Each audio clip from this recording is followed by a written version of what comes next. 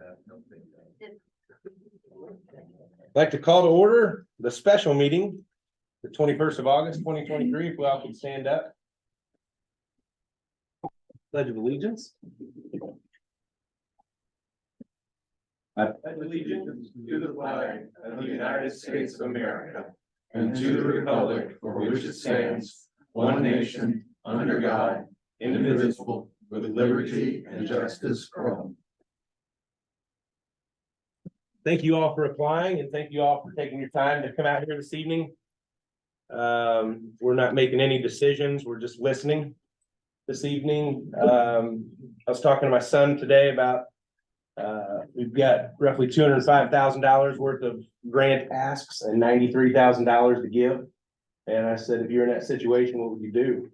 And he said, you can always do a foot race or a wrestling match or something like that. He goes, that's how we take care of it. So I don't think we're gonna do that, but I told him that I would say that. He got a chuckle out of that. We have HMI to start out with tonight. All right, HMI, if you all like to come out. Wow. Yeah, that would be me. Thank you so much. And thank you for having the money available. And you've got some hard decisions in front of you. And I'm glad I'm not sitting up there having to make the decision. I'd rather be here asking for the money and let you guys do all the hard work. So, and again, to be here Monday after Riverfest, it's good to see Erin here. Glad you could make it. It's a great weekend. So anyway, I sent in my request. And we've got two parts to the request. We want to hire a part-time digital content associate that will help with Jess to take off some of the social media digital work that she's been working so hard on all the different platforms in our website. And that would be for a part-time position, probably, I don't know, roughly 10 to 15, 20 hours a week. And the request is for a 2-year period. And I put in for $30,000 for that. And the other portion is $7,000 to help us create a virtual reality tour of the Dr. Hutchings office and medical museum. That's been a big hit for the Saddle Tree Factory because it has a reach all across the country and around the world. And we're getting a lot of people who are touching base with that either before or after a trip to Madison, and especially with the rodeo coming up. We've got that in place now where it was just getting started last year, and I'm hoping that becomes kind of a big hit with the rodeo crowd too. So we're pushing that stuff out continuously on the social media to engage with that and our other digital media. And it's something all nonprofits have to do these days, and we want to continue to expand those online digital offerings.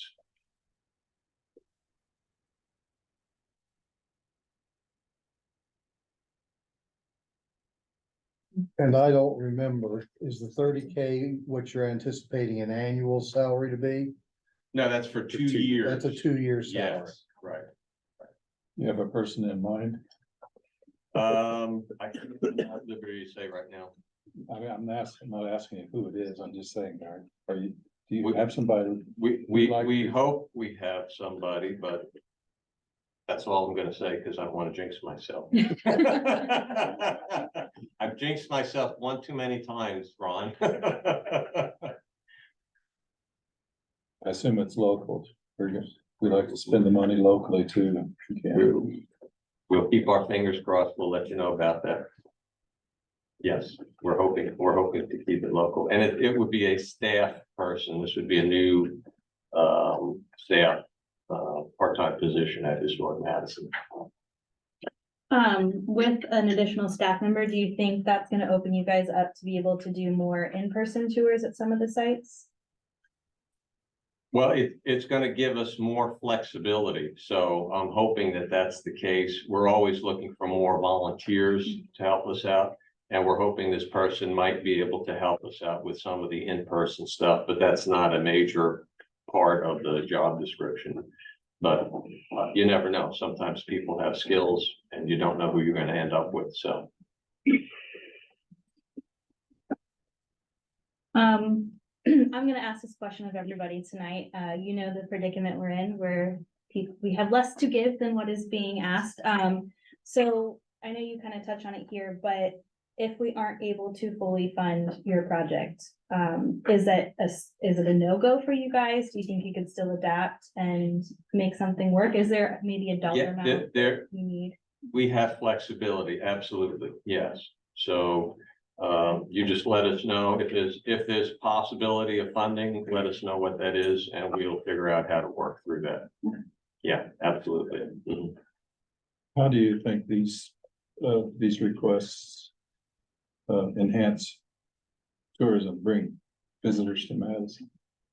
Well, again, social media is just a big outreach, because that goes out everywhere, right?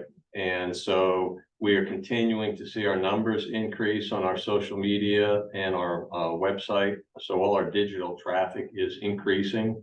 And so having somebody that we can dedicate to that and not have just running around doing 10 different things at the same time, it's going to allow us to target that and rationalize it a little bit more than we can right now.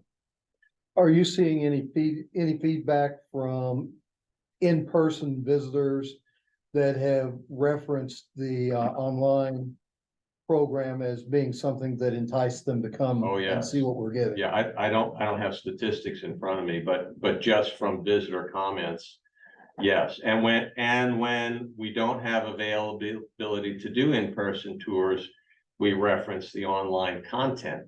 Okay, so we can work that both ways. I'm sorry, we're not available that day or for whatever reason, but you can take a look at that and then please get back in touch with us and let us know when you could make it and we'll set something up then. So it's really working well. And in addition, and I know this isn't your bailiwick, but there's a whole educational component that this online content can also service. So it's a much broader impact that we can make. We need to come up with the curriculum materials for that. And we have a new staff person who has a lot of teaching experience, and that's something we're hoping to work on. So this is kind of a knockoff effect from the tourism reaching out into our schools and getting stuff to the schools and to the teachers.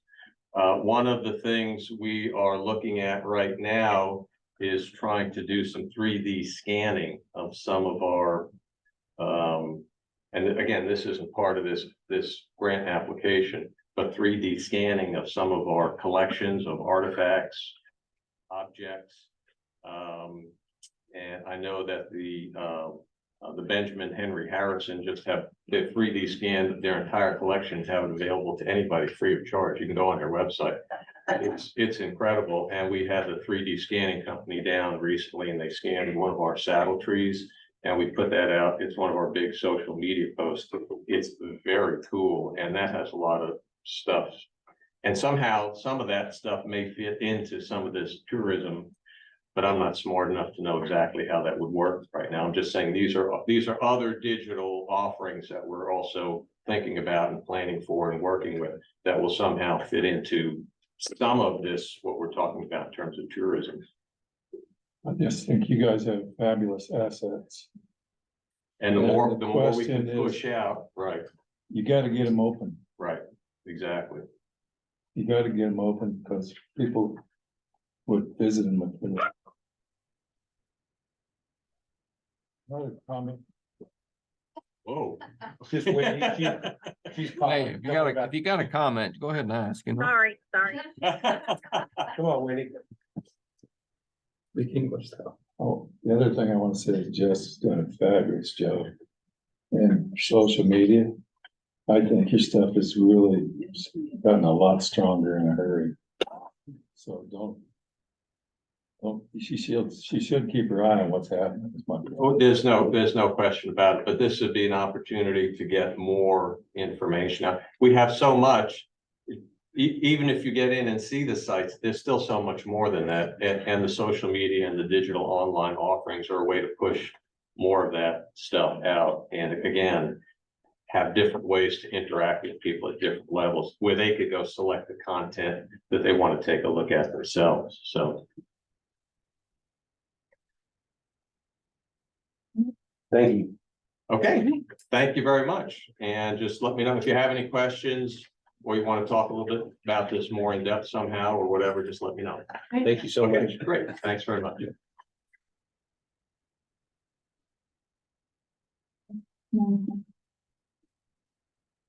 Ma is next. Mom. Come on down, Ma. Here you go. She's there. Oh, my goodness, where do we start? I don't even know how to follow that, John. Lordy, goodness gracious. First off, this has been a fantastic year. I just have to tell you, Madison, Jefferson County, Madison, Hanover, Jefferson County is having a wonderful, wonderful year. The Madison Area Arts Alliance is much like our partner organizations in the Alliance. We're doing as much as we possibly can and working as hard as we can on this wonderful product that we have. So thank you for believing in us and asking and allowing us to ask for an additional grant. We know it's going to be really hard. But as we continue to make big, big advances in public arts for our community and raise the awareness of art culture and really in Jefferson County, we've really seen a lot of movement. We've seen a lot of interest, both with the residents, with our students, with our older folks, and of course, with our tourism base. So thank you. We're seeing some good numbers. We're here tonight to ask for 2 major improvements in round 2. And those 2 major improvements, the first one is to improve our operations. Since spring, we have added 2 part-time staff members. And I'm very excited to tell you, one of those staff members is a Hanover College new graduate. Good.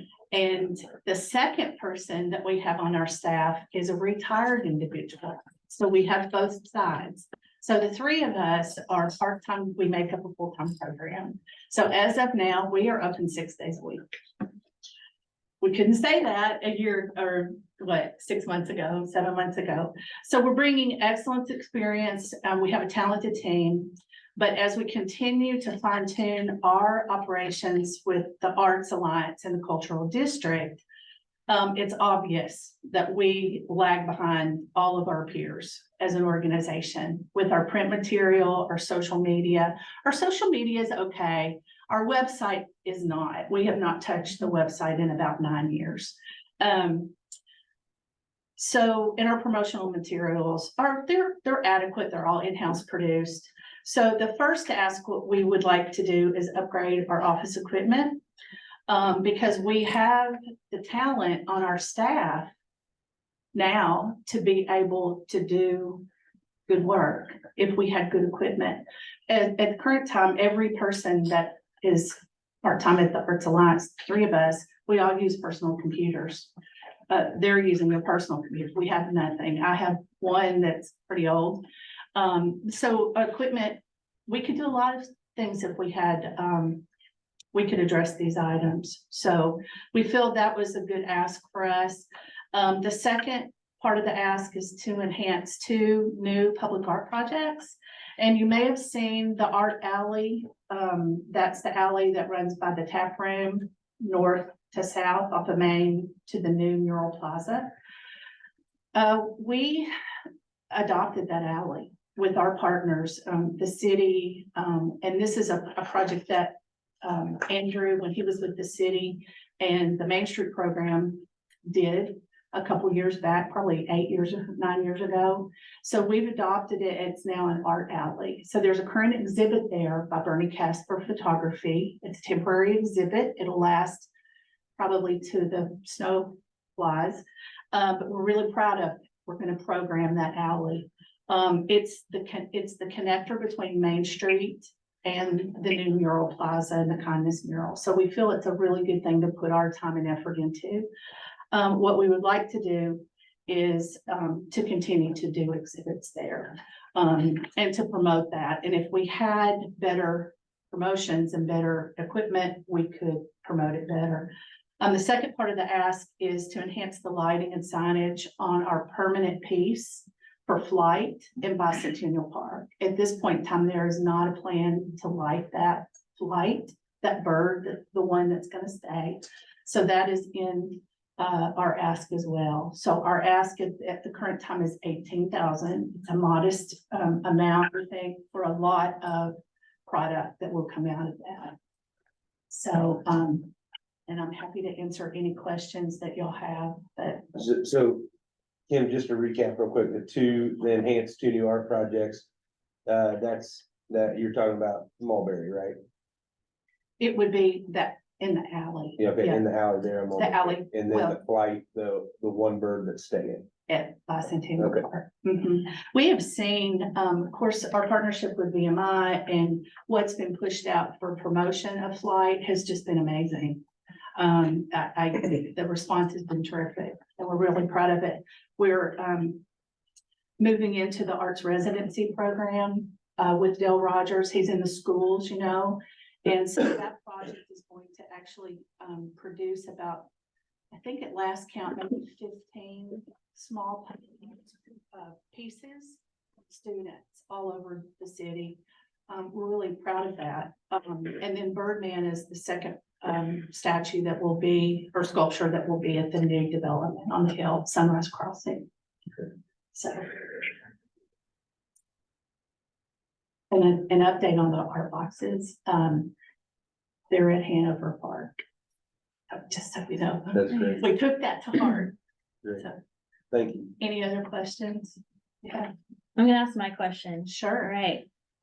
If we're not able to fully fund you, I mean, do you think that you're still a go? I mean, you've got several things on here that are broken down into smaller increments. But I mean, and you have your priority listed, but is there anything that's like this, absolutely, we need this to happen? Well, with anything, I think when you, especially like for us, growing this organization from really nothing, we grew it from zero.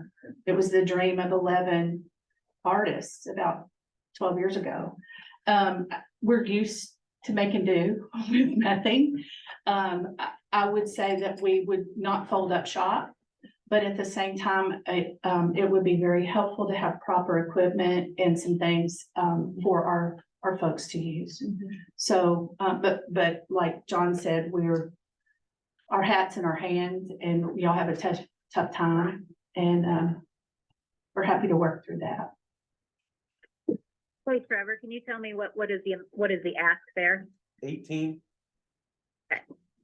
Thank you. I know it's kind of hard with both the alley and Flight being outdoor and open all the time, but do you have any way of tracking kind of the visitation there? Absolutely. We are working with the city of Madison and VMI, because the Mural Plaza, I don't know if you've spent time there, but the whole Mural Plaza, yay. If someone spends 7 minutes in Mural Plaza, we'll be able to track it. And on that, what we want to do is use this equipment and this technology to be able to really partner and capture those things. We currently have a grant with the Indiana Arts Commission to be able to QR code every public arts piece in town. So hopefully that's how we're going to track this stuff. It's impossible, and you're right, it's really, really hard. But if they can spend 7 minutes looking at something, they assure me that we can track it. So, yeah. I'm excited about that. Anything else? Dave or Rob? I've got this question I should ask every time. That is, how do you think these requests will contribute to the growth of tourism? Absolutely. I said how. How? Yeah. Well, we need to look better. I mean, to be quite honest, if you read that, when you read the application, you'll see what I said. If you look at, if you stack them all up, we always have just done the best we could. I think we need to, if we are an Indian Arts Commission, one of 12 cultural districts in the entire state. We also run Region 12, which is a 7-county program. We need to look a little bit better, I think. And with that, I believe that will absolutely encourage tourism. Yeah. Y'all are tough. Gosh. World peace and. Kim, thank you. Thank you so much.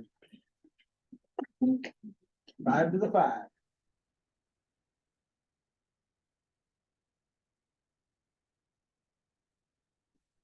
For starters, how many know what 5 to the 5 is? Okay, good. So our main goal is to get a museum here to restore and educate and preserve vintage boats, maybe inspire a new generation to preserve the sport. Right now, we're in storage units in my basement. So having said that, I have almost the entire state of Jimmy Deal in my basement. I can't walk through my basement. I need a building. So what we're asking for is funding to help us with our event. It's our main moneymaker. It's the Vintage Thunder. You've probably heard it, whether you've been on the riverfront or not, you probably heard it.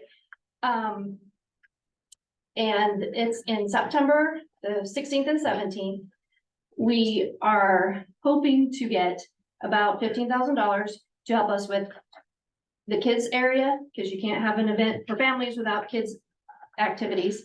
We are also asking to help with taking care of our boating families when they come. We feed them a Saturday night family dinner every year. That's because I'm a 3rd-generation hydroplane racer.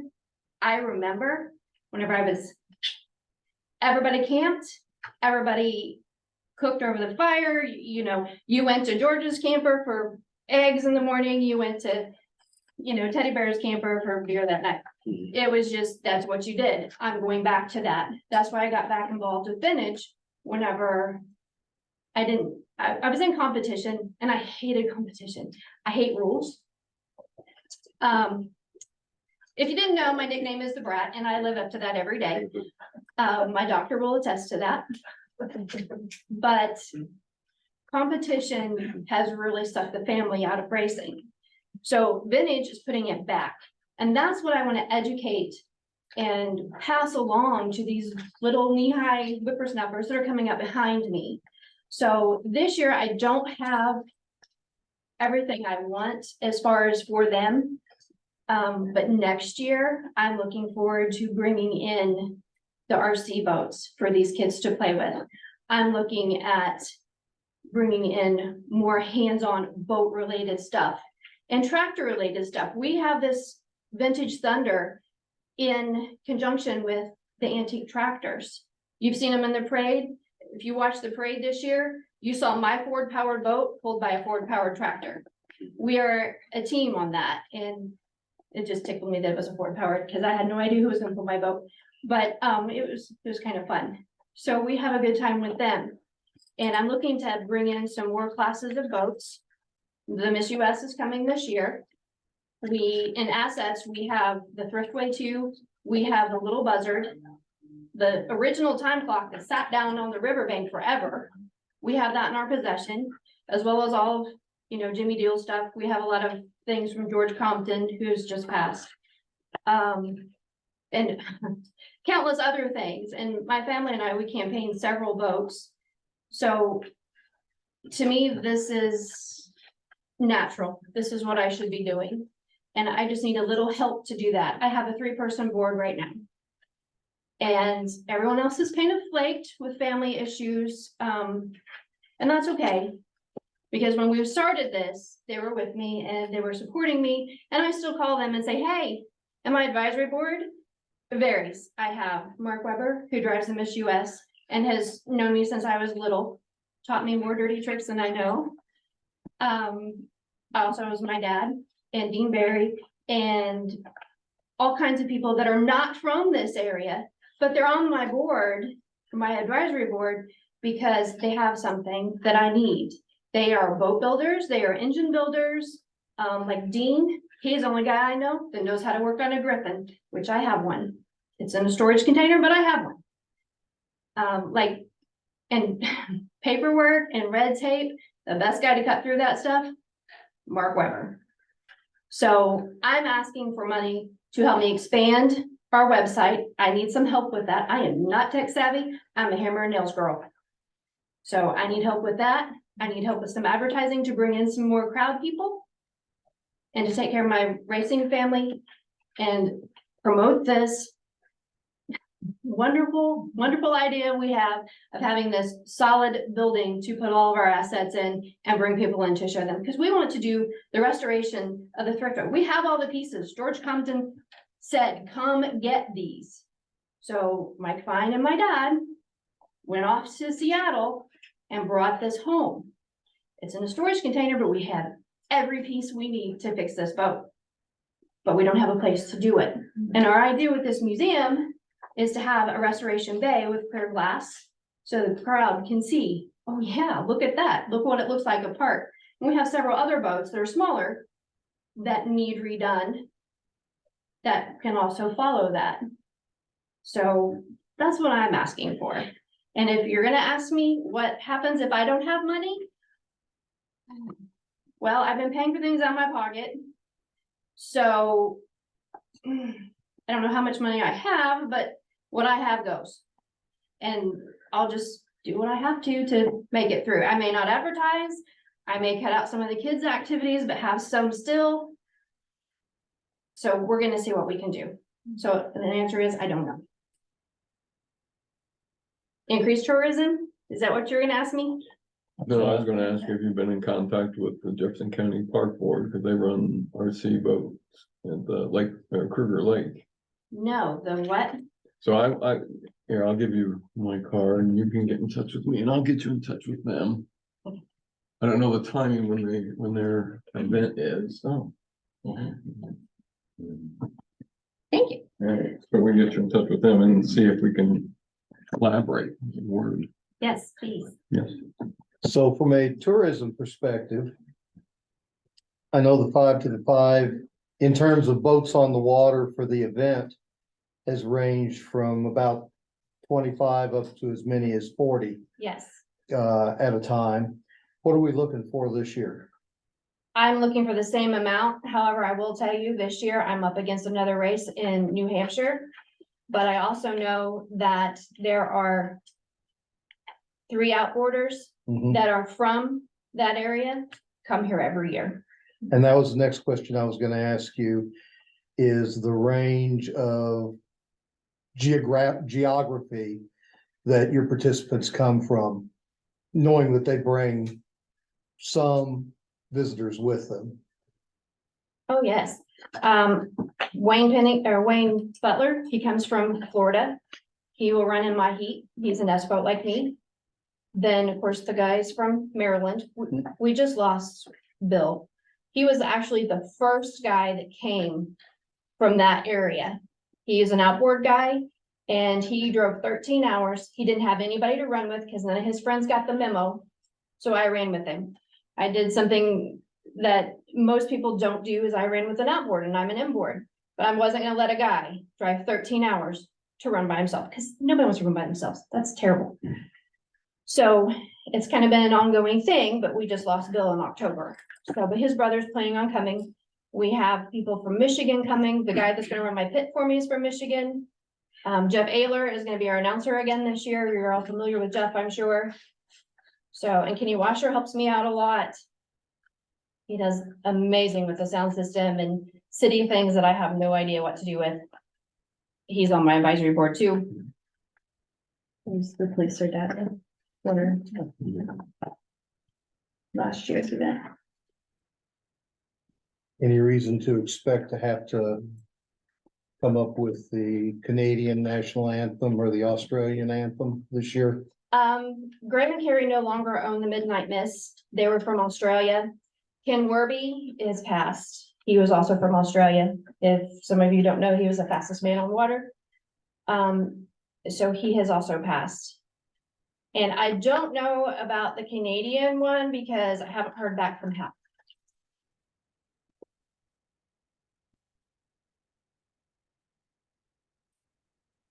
So one of the things with Sarah Purcell or Andrew Forrester, is we invested into some placer data and economic impact calculator as well as a star report, just to gather data that picks up where people come 40 miles or greater. And that gives us some sort of indication that they will stay here in our community. And the only way we make money is if people spend the night here. Right, well, I will tell you, most of the tractors are not from here. Most of your boat racers are not from here. I don't even live here. I live in Bloomington. Okay. Last year, we had people from West Virginia Yes, participating. It was Yes. about 5 or 6 boats from West Virginia last year. Mhm. But we do get them traveling from far distances. Okay, that's part of my 6 family. hour, 6 hour drive there. yeah. Thank you. And Ohio, of course, is right next door, but we have quite a few folks from Ohio as well. In fact, we will be honoring one of our friends from Ohio, 2 of our friends from Ohio this year.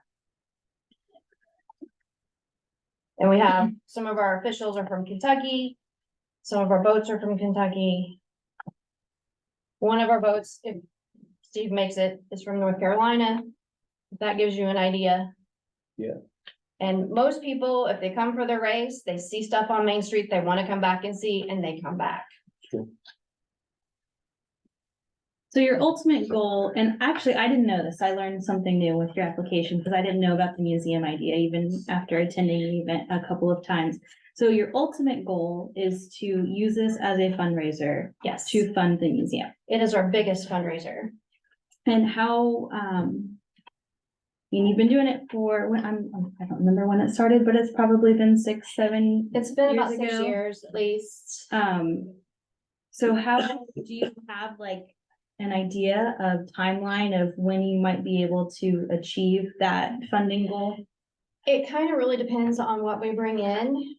We had some money put back, but we needed that money to get the thriftway home.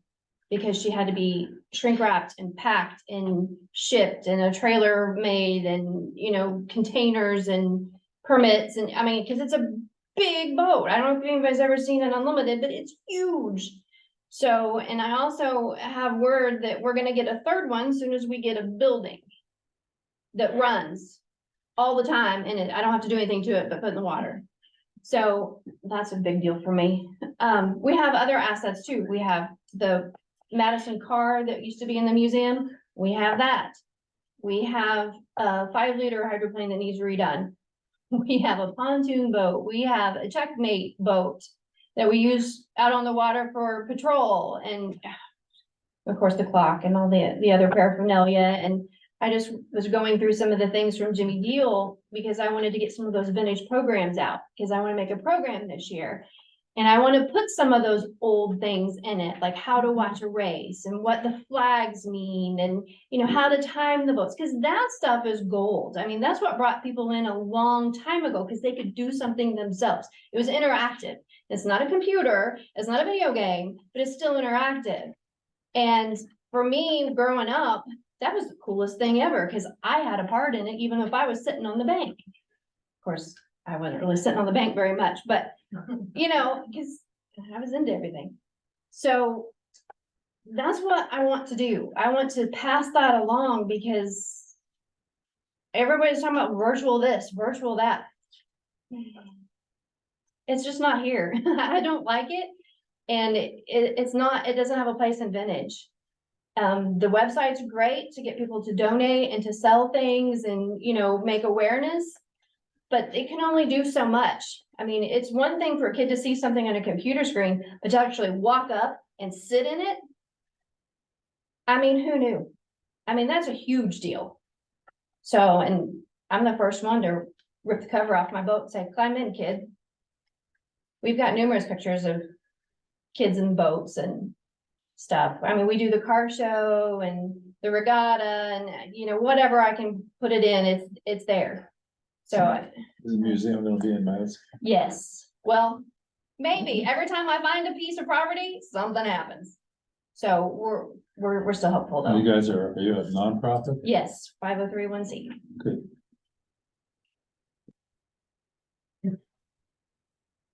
Other questions? I like you. Thank you. Real quick, if this was in the application, I apologize. The 33,000 is one-time ask. It was 15, but if you want to give me 33, pony up.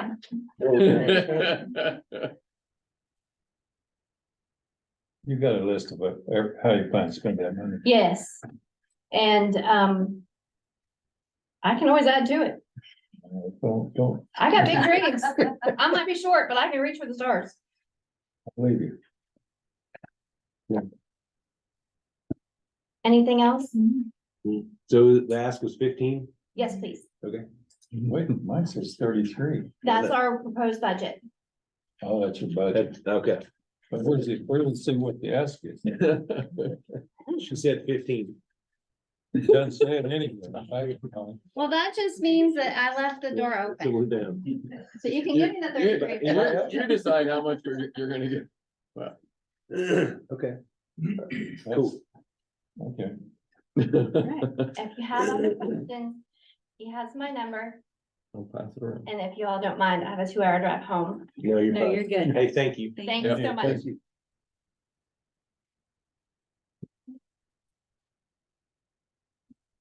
you. All right, Matt, how? There you go, Tony. You're up, big boy. All right, my name's Tony Novello. I'm here representing Mad Hop Music Festival. Like I'll ask some questions. Does everybody know what Mad Hop Music Festival is? Anybody able to attend it?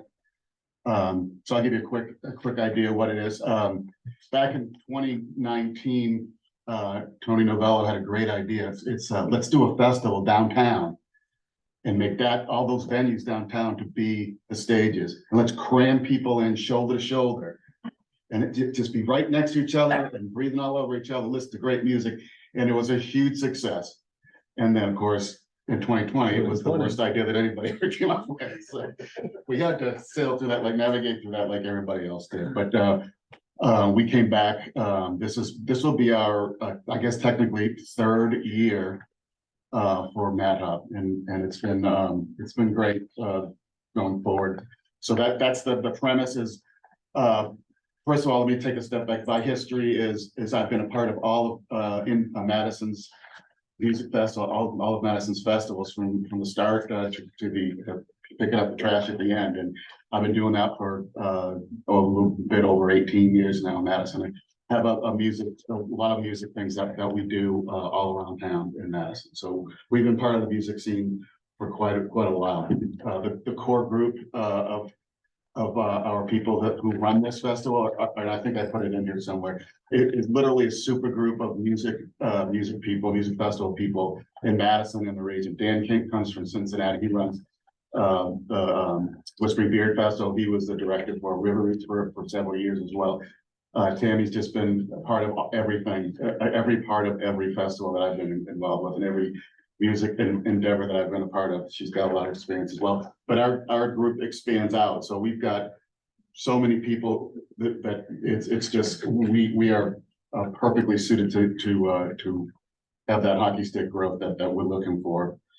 We were designed after a couple of festivals. We're also all festival goers. We travel around the country to go to festivals, music festivals. And we're all going, there's a bunch of us from Madison going to Bristol Rhythm and Roots in Bristol, Tennessee, Virginia, which this was basically designed after. Started, and I think Kim was very, very, very in Tennessee. So she knows that this started the same way as we are. We're starting as grassroots. Just our first year, I think we had 300 people. And now same thing with South by Southwest in Austin, Texas. They all started small. They all have the same idea. We didn't invent this idea, but we want to adapt it to Madison. And now Bristol is 45,000 people. South by Southwest is 100 and something thousand, about 300,000, I guess. So that's where the idea came from. We went from 300 the first year. Our capacity was always limited because we're only as big as our biggest venue, right? So our biggest venues, we had 7 venues. We had Red Bicycle Hall, we had the Tap Room, Mad Paddle Brewery, we had Jane's Barbershop, we had City Hall, Electric Lady, Thomas Family Winery. We're doing a new tent, that's gonna be an outdoor tent this year. That's gonna allow us to increase our capacity, which is the key to growth.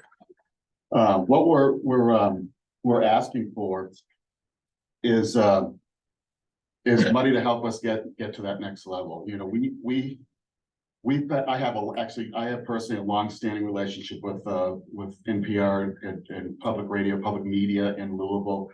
So we tend to get a really good deal down there. So we're looking for some money for NPR ads, WFPK in Louisville, WFIU in Bloomington, WFYI in Indianapolis, as well as publications of Nubu down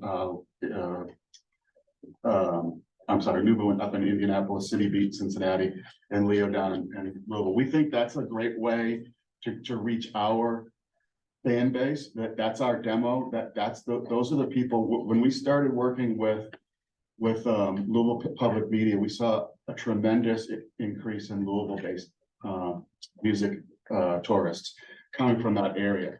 So we want to expand on that, and we think that's a great way to do it. We want to expand. Not only do we want to do spots, purchase spots on those stations, but we want to do web tiles. We want to do ticket giveaways. We actually were able to get an artist in on the radio to promote, and we didn't have to pay anything for it. That's just part of our relationship. It was huge. It was a huge thing for everybody to get one of our artists on WFPK during prime time. So we were happy with that. So we're asking for $6,000 to continue that.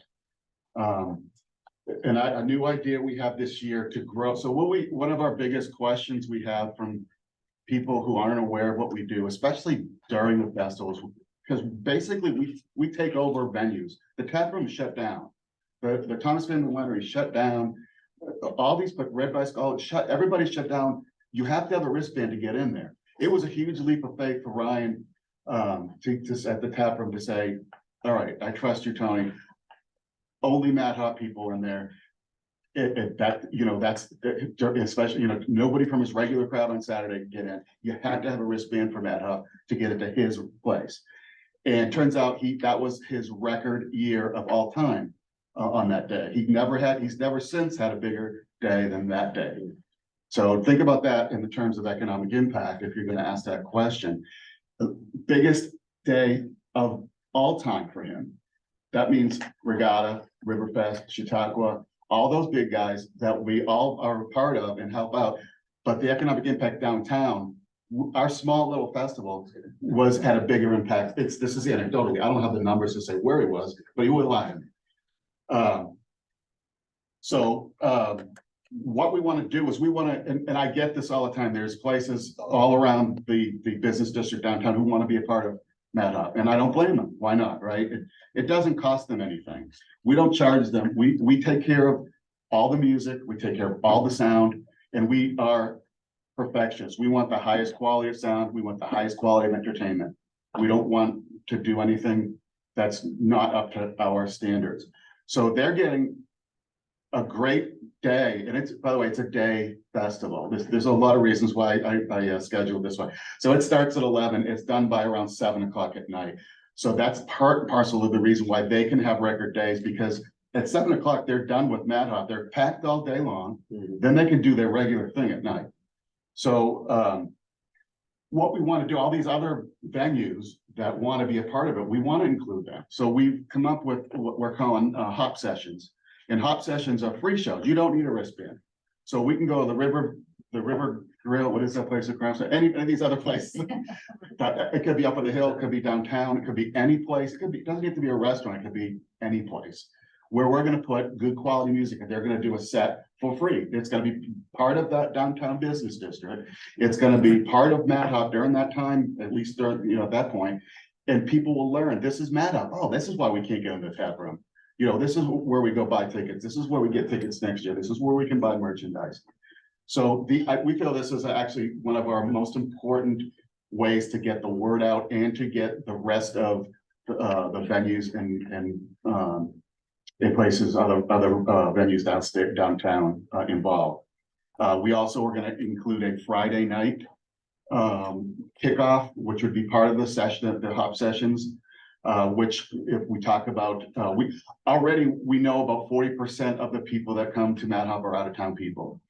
And what we do when we add a Friday night is not only do we have at least one night, we have potential having 2 nights for people to stay over, because there's that Friday night thing will be probably from 7 to 10 or something, probably 8 to 10 or 11, I don't know.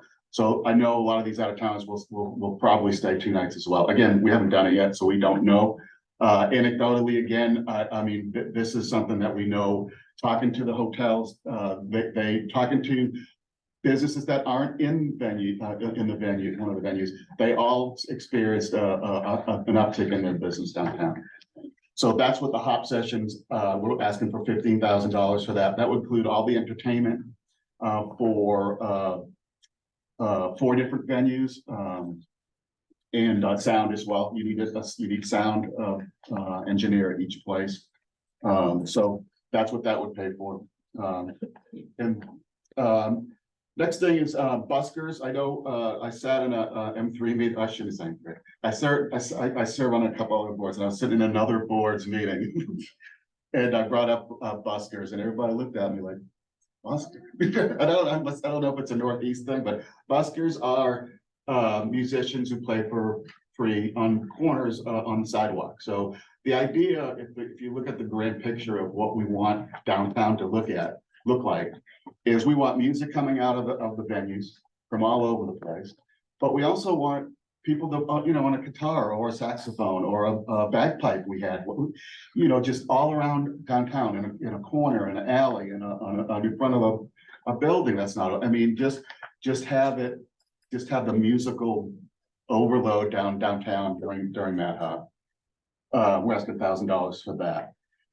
Social media is always a struggle for me. $1,000 I put in there for help, for consistent help with even just resizing pictures to put on Instagram, which takes me a half a day to do. Just things like that, and with content. I mean, we can come up with content to target ads and to do it the right way. We need a little help with that. So that's what we're asking for.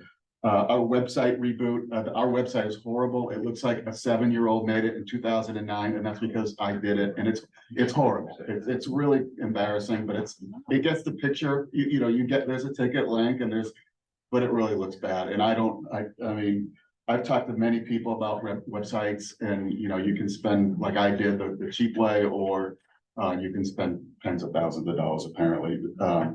So we just need we don't need a fancy website. We want one that's going to get our point across and make buying tickets to come to the festival easy. Because of our setup, we have 7, 8 venues. It's impossible for us right now to capture media, so to capture pictures and videos so we can promote our festival in coming years. We have people giving us their videos and stuff and pictures. Some of them are great, some of them aren't so great. It's in 7 different places. We need to hire someone to do that, and to give. There's a lot of people on the fence that don't know exactly what we are, and those videos and pictures that can be priceless to some people to get them off that fence. So that's also very important. Printing, we do. Like everybody else, banners, posters, and yard signs. Yard signs are kind of our jam. We think that yard signs do a lot better as you're driving by or walking by everywhere. We put them everywhere, not just in Madison. So that's kind of our thing. But we also have a lot of banners and posters, and that obviously costs adds up. So we're looking for $1,500 from that. And office supplies is just we're doing everything. This is grassroots. We started from 0, and we are the picture of grassroots. You're the first grant that I've ever applied for. You're the last grant, the only grant that we're applying for, at least this year.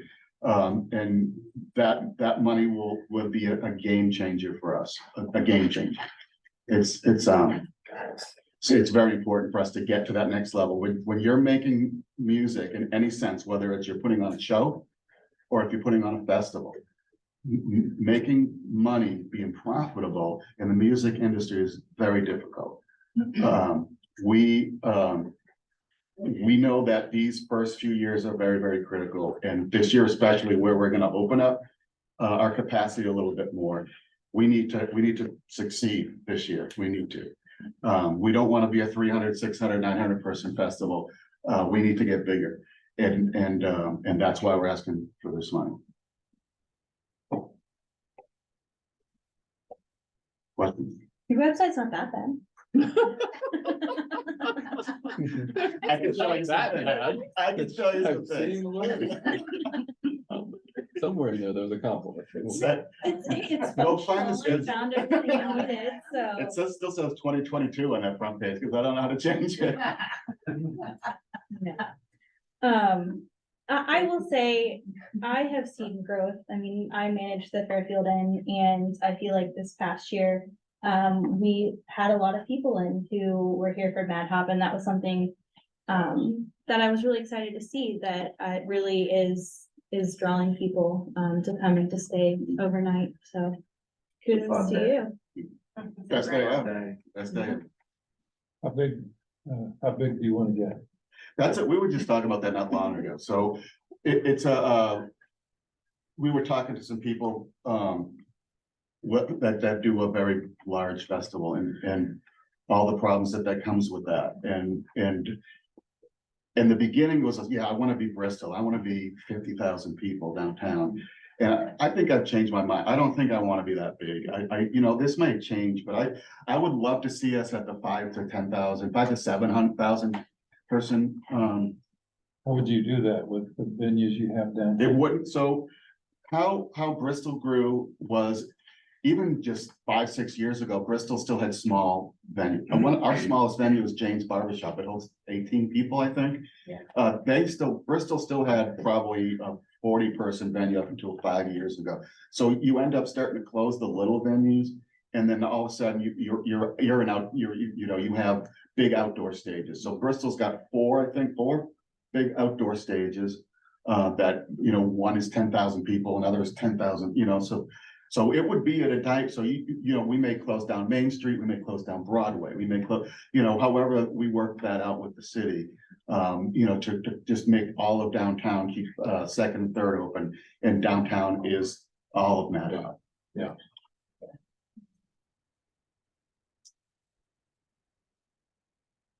Anybody have anything else? Not too much. Did we believe your priority list? Did you believe it? Yeah. I mean, you wanna. Are there things in here where you might take some out here to get some of this, or? I mean, we're not gonna be able to do for that much money probably, but I like your style. Yeah, we did this because this is what we need, right? So, I mean, if you're asking me if I want to take $6,000 off of number one and apply it to number four, I'm gonna leave that at your discretion. I try to explain what each one was. I prioritized them how we feel it would have the biggest impact. That's This is maybe a question for the board members, but are we bound by this, or can they spend the money in this range as they see fit? My gut is that at the end of the day, we're gonna take this many applications and come pretty close to doing some funding on this many applications, but the funding may not be full funding on any given one. Now, that's my gut, but Yeah. next week you may change my mind. You must spend this Yeah, amount in this No, area. I- I think we'll give it to you and you decide where it Yeah. best fits. Yeah, okay. I mean, that was my thought. That's what I was hoping you'd say. All right. Yeah. I didn't want to be brave. Yeah, myself. Oh, let the commissioner do it, yeah. Yes, exactly. Any other questions? Isn't that where the feedback comes, or their follow-up? 3 months later, Yeah. You're right, Wendy. when we do the follow-up with them, making sure they come back and let us know how the money was spent. Are you in touch with the Madison Music Project people and all in this? He's I'm on on board. board, yeah.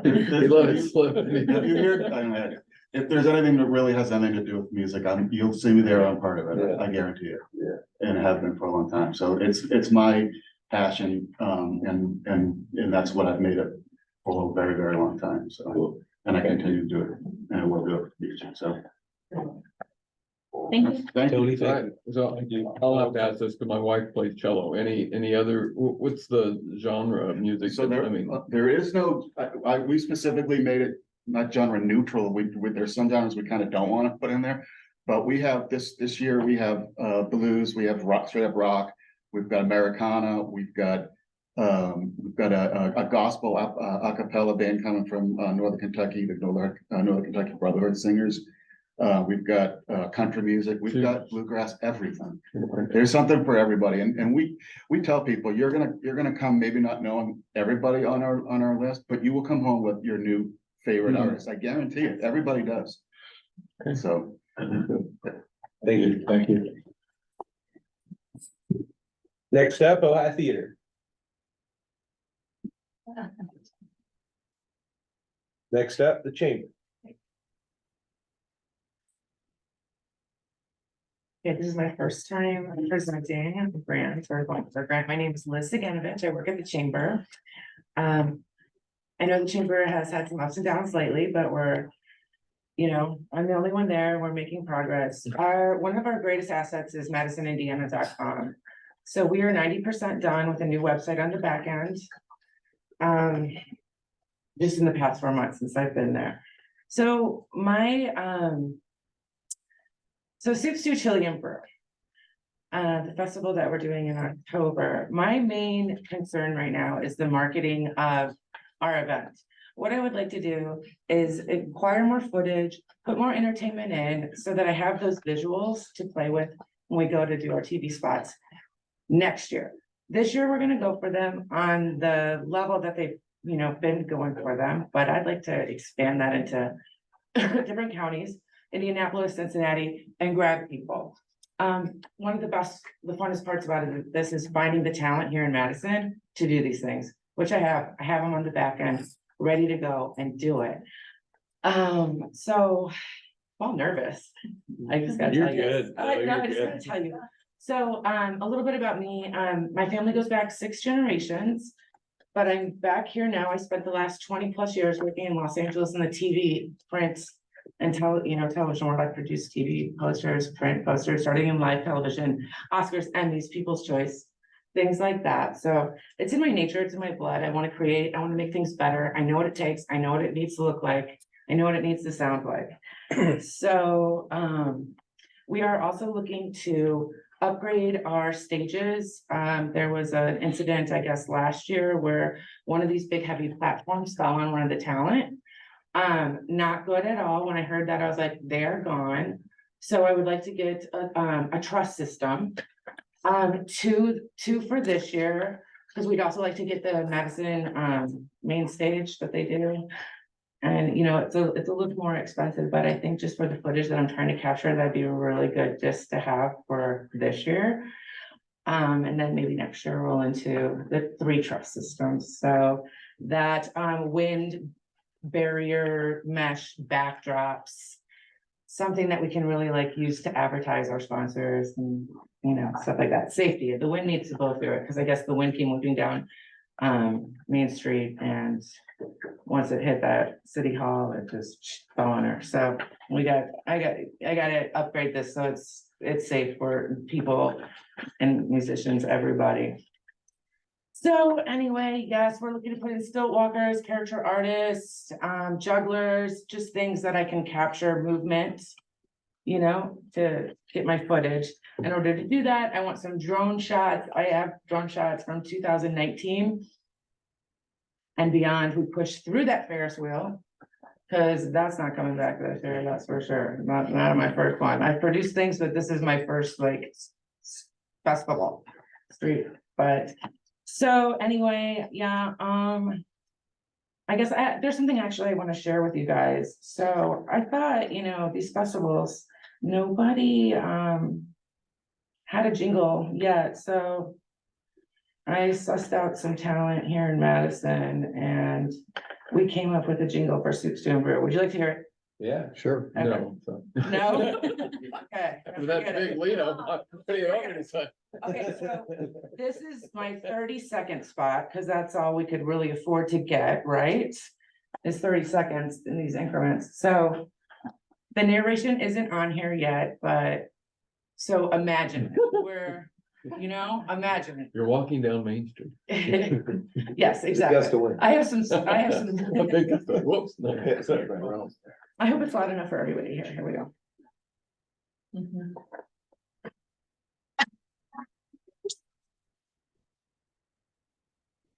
Narration.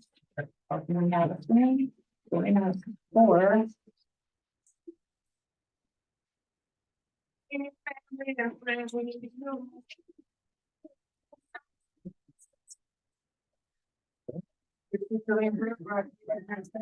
Madison, Indiana, blah, blah, blah, sponsors being, and then, of course, at the end, a beer. So that, I'm also cutting a spot right now using prior footage. But it's like, it's gonna be like a lot of color correction, it just, I have to make it flow, and I just want it to be.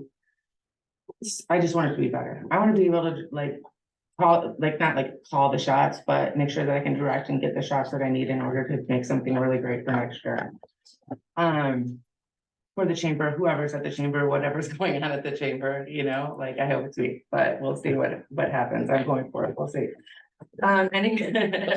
Any questions that you guys have for me about? Just a comment, and that is the last couple of years, Yes, Soup Stew Chili Brew has felt like it was turning into more of a regional event rather than the Little Madison event that it used to be.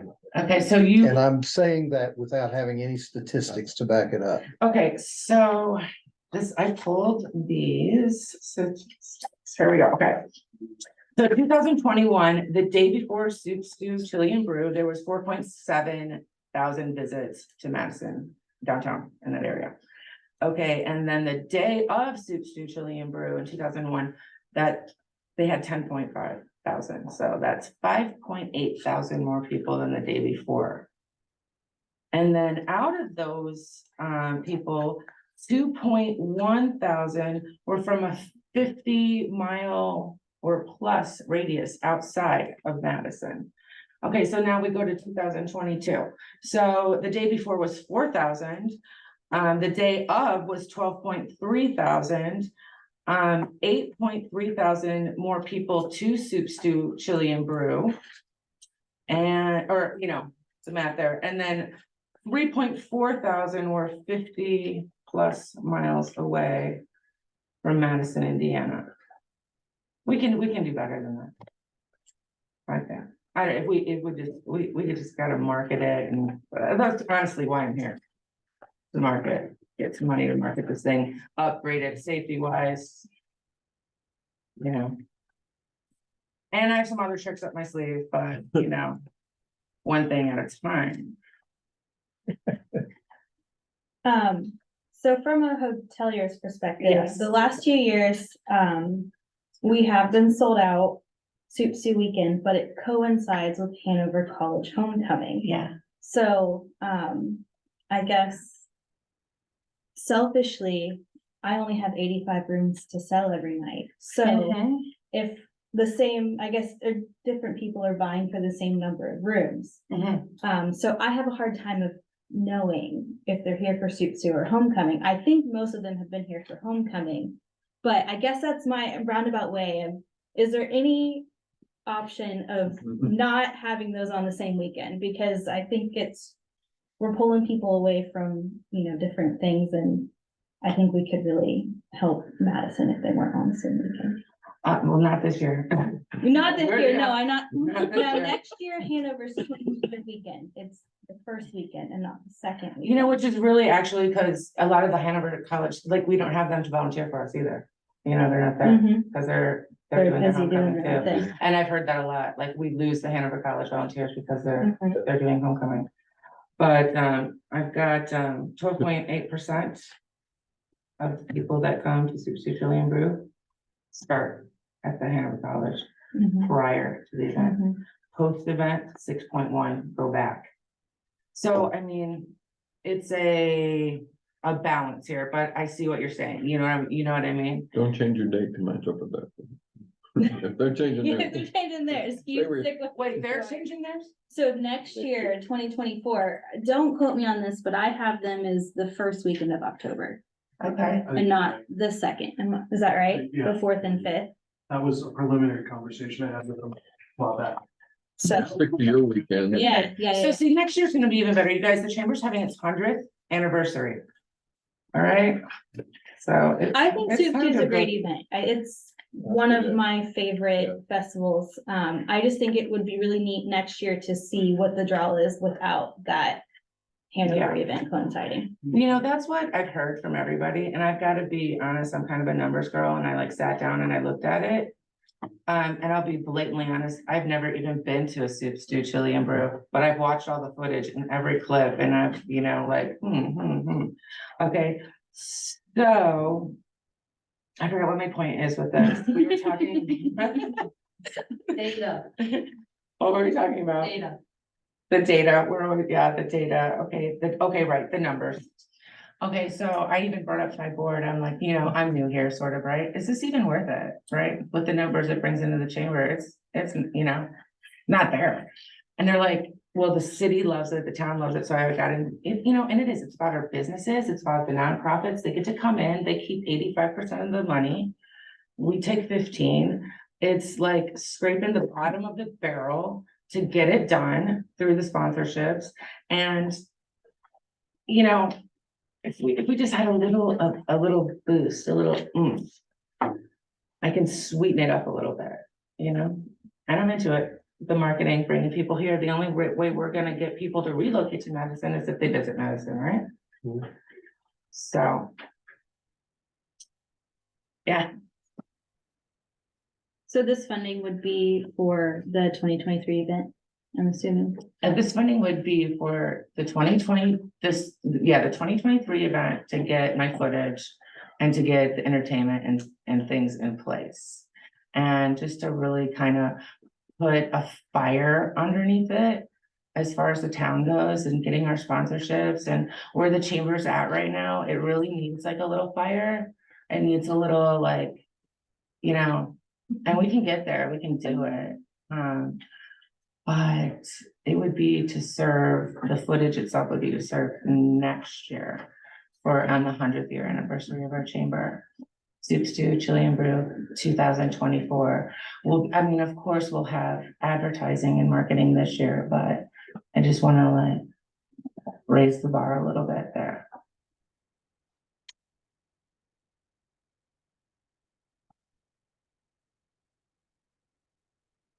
Anybody else? Any other questions? Liz, thank Oh, you. the silence scares me. No, absolutely, no. You did a great job, thank you. Oh, well, thank you. Thank you.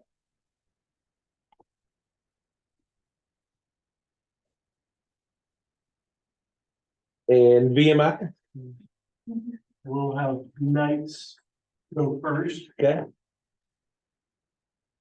It's technically a VMI, but it's partnership of different organizations. So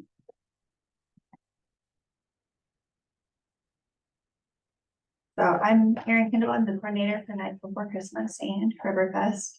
I'm mostly here right now. I've still got my Riverfest gear going. But we had a great weekend. I want to give you guys a big thank you for the Riverfest funding. It helped immensely. And we're looking forward to presenting to you guys our final numbers and everything that we've done with those funds eventually. But we have our supporting partners here for Nights Before Christmas. This is we have Lanier and his wife Madison. We appreciate you guys being here. So I'm gonna kind of segue that into the fact that Nights Before Christmas was initially started to create funding for the historic partners with Nights Before Christmas. As you know, times have changed a bit on how all that works. It costs more money to put on an event like this. We've added food over the years, we've increased the cost over the years, all the fun things that go along with it. But we do partner with the state, with Lanier, Historic Madison, Jefferson County Historic Society, Masonic Lodge, and then of course Visit Madison. So Visit Madison's kind of the hub, the administrator of Nights Before Christmas, to make sure everything works. We have 6 private homes, which are fun to kind of get through and look at and write up things on them, to coordinate all the people being able to go through them, coordinate the volunteers to be there, prep the homes, make sure that we don't do any damage to the homes and protect their homes so they're just as in great shape as they were when we started. And then we have our 4 historic sites, and then 3 hospitality sites that people can go and have drinks and refreshments and those things. But one of the biggest things that I love about Nights Before Christmas is I do believe that because of it, it encourages our historic partners to decorate for the holidays. It gives them visibility to tourists to come here. And I feel like we're kind of on that list. I have friends that they take the train ride up to Chicago every year. I think it's still going, or it was supposed to stop a couple years ago, but they would go every year up to Chicago just to see what it looked like at Christmas time. And our stats show that about 50% of the people that are coming to the Nights Before Christmas tour are coming from out of town. So I think that that's an amazing thing to bring people here. I mean, it's directly related to tourism, bringing them in, letting them see what we have, letting them see our historic sites, and kind of getting that taste to want to come back and see them when it's not the off season, you know, to see when it's summertime and springtime and see all the different festivals that we're doing. So we are asking for $19,000. We're breaking that up between our marketing, advertising, printing kind of thing. We would like to expand our marketing to do more central and northern Indiana, Ohio, Kentucky, try to get more people to come in from further out to come see our cool little town. We do spread our event over 2 weekends.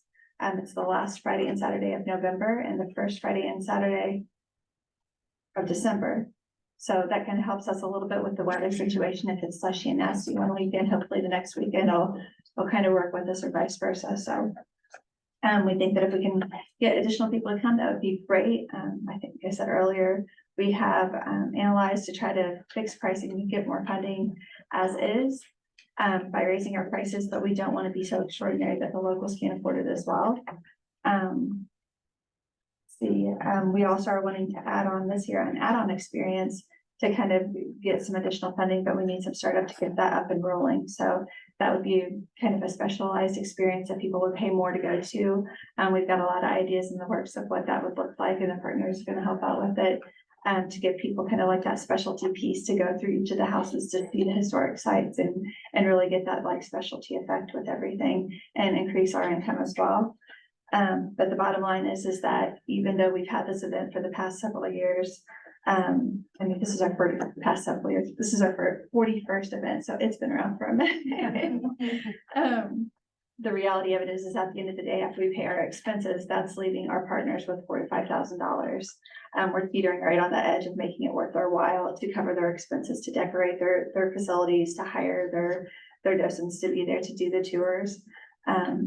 With the private homes, we do volunteers, which it takes about 250 volunteers to coordinate over 2 weeks, which is not a nightmare, but maybe a little bit of a nightmare, but we make it happen. But I know those historic sites, they want specific people to be there. It takes their workers to decorate. It takes their workers to be there to know where the historic pieces are to get them there. So we need to make sure that they're at least covering their expenses.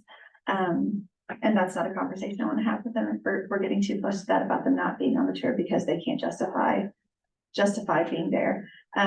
We do always talk about how, you know, that exposure piece, getting people just in to see it and want to come back. I mean, they're getting that part of it, but we want to make sure that it's worth their while as well. If not funded, I know that'll be one of the questions. If we're not funded, obviously our marketing budget will stay where it's at. And we might not be able to pull off that additional that we're hoping to get going this year to kind of get the funding rolling for next year to get that, the add-on to see what we can bring in for those extra prices. And I think that's pretty much where we stand. I know everything else is in the application, but if there's anything else you would like me to reiterate.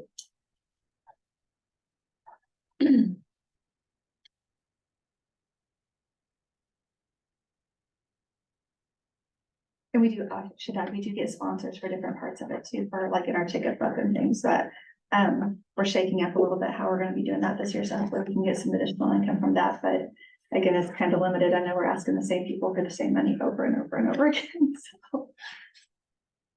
I will say from a tax collection standpoint, the fact that it's 2 weekends is super helpful, because then we have more opportunities to sell hotel rooms and then help put some funds back into our coffers here, so. Yeah, we have over $1 million in economic impact according to our reports, which I think is phenomenal. I mean, I don't want to say it, but I will say, I mean, it's more than what Riverfest reports, which is incredible for everything that goes on with it. And it helps not only BMI, but it helps historic partners as well. So I think it's a really cool bit. And the placer data is pretty cool, and to see what percentage comes from more than 40 miles away. It's like half. Yeah. If not a little bit more, even taking into consideration some of the imprecise nature of that. So it's a unique event in that regard. And it makes our town look so cute.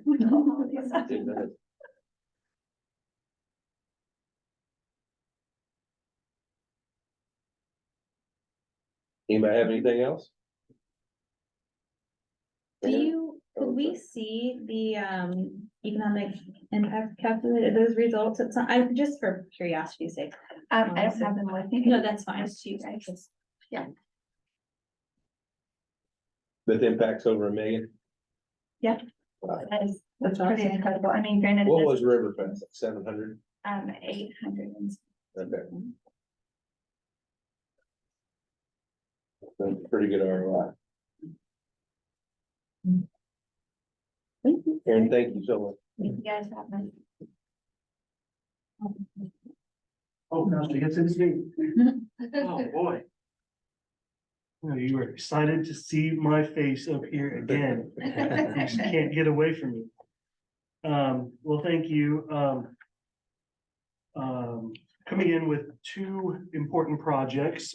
They're short-term projects, though. They're not long-term. Obviously, we've got one still outstanding that we're wrapping up with the motor trail, and I anticipate that coming to a close here in the next, hopefully 60 days, that we can get you the final product on that. It's exciting. It's taking a little longer than we thought, but I think we're going to be even more happy with the results.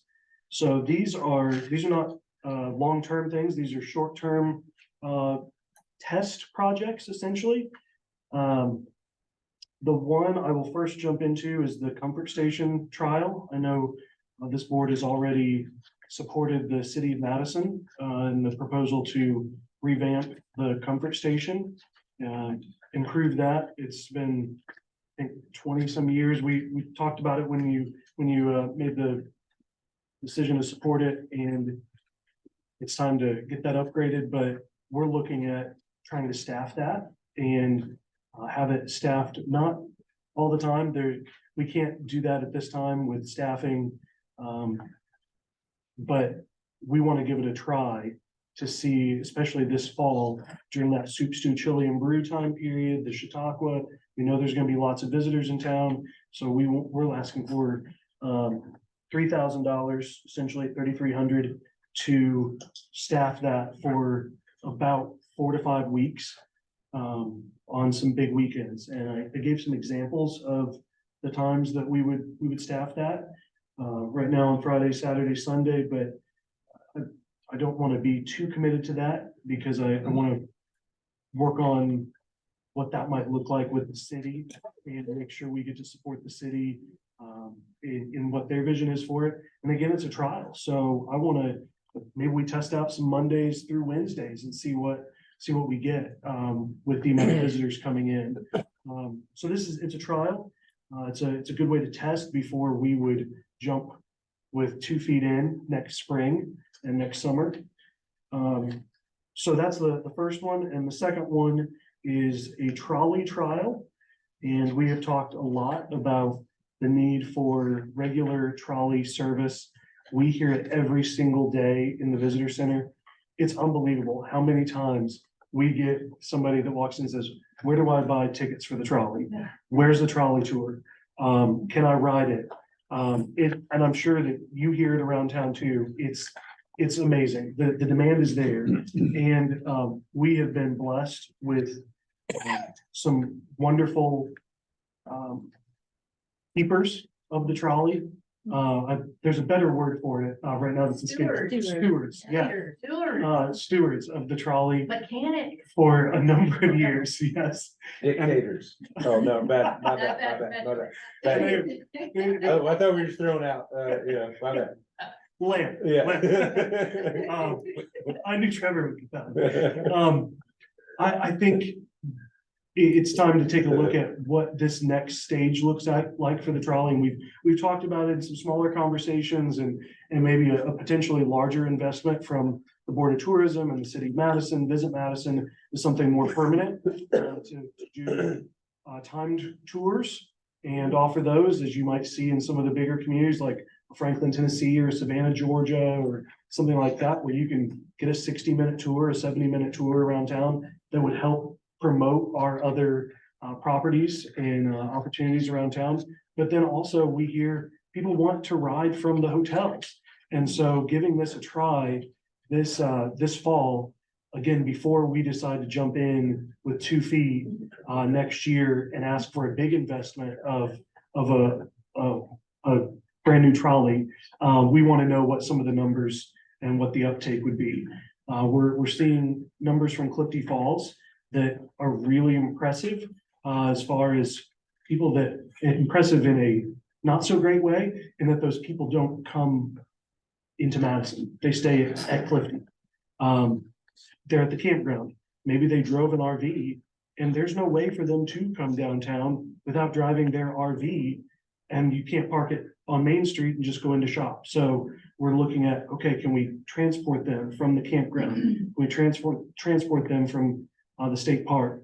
Can we come, you heard the statistics, you've seen it on Placer. Hanover College pops up over and over in these stats that people are at Hanover before they go to one of our events or right after. And so having that loop going between the hotels and some of our other sites and downtown would be excellent. So again, I've got some examples here. Do it about 4 to 6 weeks. Depend on how far the money would go, how long we could make it happen, and have some time tours. And to test that, we would promote it as a limited time trial, and then have some loop routes as well. And then so a loop downtown on Main Street, also a loop that would go to the hotels. So we potentially could have about 3 different vehicles running. And we've started exploring with insurance, what that looks like. We've also started exploring those hotel routes. It might need to be with a bus, a van, not the trolley just yet, because the current trolleys, they're huffing and puffing to get up and down the hill. So we don't want to do that a bunch to them. We may keep them on the routes downtown. So we're exploring that, trying to see how that might work, and again, trying to see what this might look like before jumping in. So that's both of the proposals. The trolley one is right about 11,000, and that's again for about 4 to 6 weeks. So one of the questions is, what would you do if it couldn't be funded? And the trolley one, I think there's a way to scale both of these to say, well, we will only do it for 2 weeks instead of 5 weeks or 6 weeks. So we could scale it like that. Or the other option is we don't give it a try. We are really confident in the fact that this will go over well. And so we just say, you know what, let's just put our time and our money and our efforts into making sure that next year we are ready to go if we can get the funding for something more permanent. So I'd take a look at that. If you say, hey, we feel comfortable investing $5,000 in the two of these, what can you make happen? I'll see, if we can make that happen, or, if you say, we'd rather just look at it next year and say, we're gonna jump in next year, then we'll do that. But I couldn't resist, taking a chance to see what you might say about it, because I think it's a worthwhile look at what this could be and gather some important data, so that we're not going in blind next year. And the motor trail is about 60 days out, give or take. Mhm. Okay. Yep. From being done. The first phase. Okay. Yeah, I got it. we're gonna do it in phases with about 4 routes in the Okay. first phase. I remember that. And then the next phase would be another 3 routes or so. Okay. So, Hey, Andrew, I just wanted to thank you for that initiative on that trolley and really kind of taking that and exploring different ideas with that. yeah, it's, well, you heard it at some of the Alliance meetings. Yeah. It comes up, it keeps coming up, it comes up with all of our partners, all the events, and we talk about how we could use those.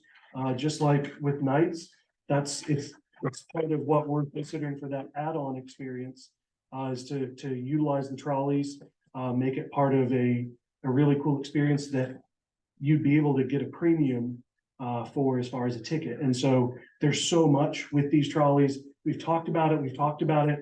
And finally, when this started coming around, I had a conversation with the current owners of the trolley and had a conversation with the city and started saying, you know what, we need to give it a try, because if we don't Right, just give it a pull the try, trigger. we won't know. So, Right. Well, it's a great way for all these organizations to come together too. That's definitely, as far as the Alliance goes, could benefit everybody. yeah. Questions? On the comfort station, are you gonna use your existing staff, or are you gonna get new staff people, or? Hire some temporary, I was gonna try to get some, volunteers, but Jess knows volunteers, it's tough. Aaron knows we're fast. Well, Everybody, yeah. those big weekends that are already volunteer heavy, Yeah, that's gonna be the biggest problem. so we're looking at staffing, and, we've got a few people that I think would be naturals to jump right in. We could say, hey, we're doing this on a short-term basis. It'd be a trial, but if it's successful, then we'd be looking to work with you into next year.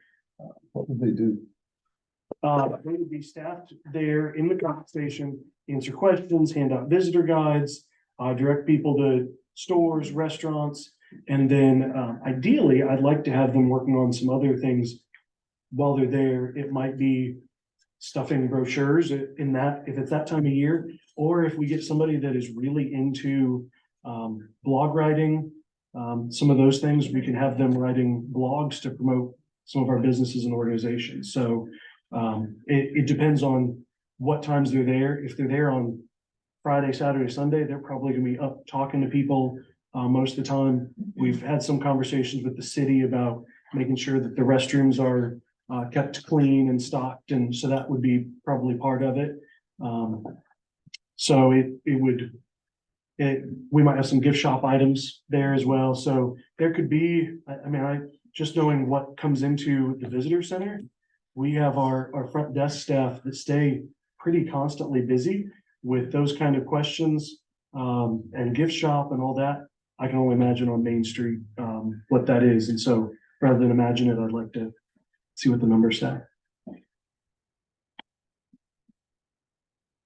I'm gonna jump over to the trolley, sorry, back and forth. How confident do you feel in your ability to get those CDL licensed drivers?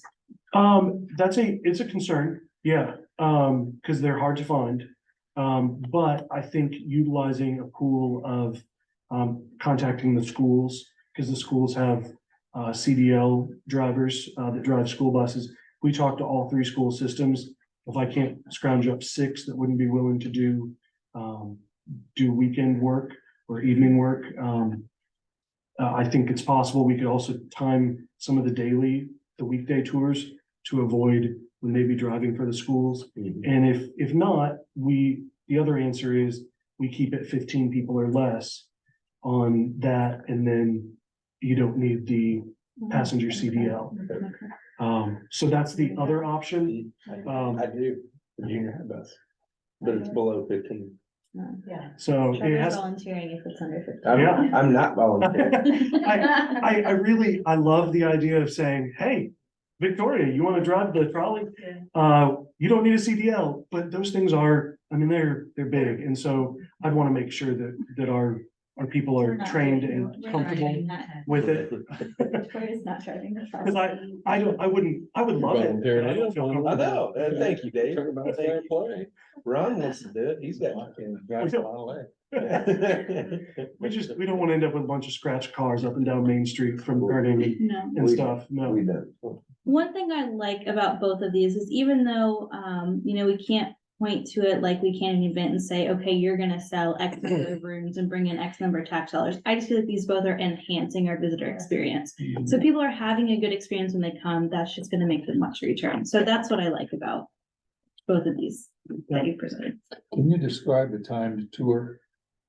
Time tour, it'd be, like, I think I've down here, 11 a.m., 2 p.m., they come in, they buy the tickets, and then they ride around town and get a history of the community. So right now, we've got walking tours that show a lot of the different sites you want to see, the history of different buildings, things like that. And I'd rather have them pay to get that kind of tour rather than walk around and do a brochure, have a guide. We already have step-on guides that we currently pay when American Queen comes into town, and we pay them to step on, give a tour of the community.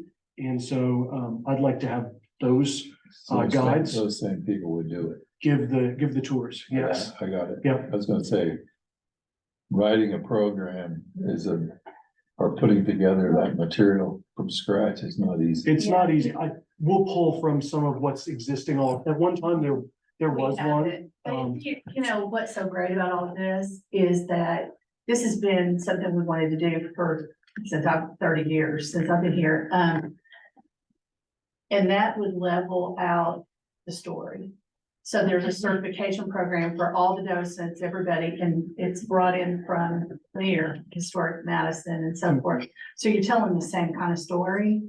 And there's really good examples of that in other communities. And that's been a dream forever to do that. So that's kind of stepping into that. And I think it'll help promote it, depending on what the route is, and we got to work on that.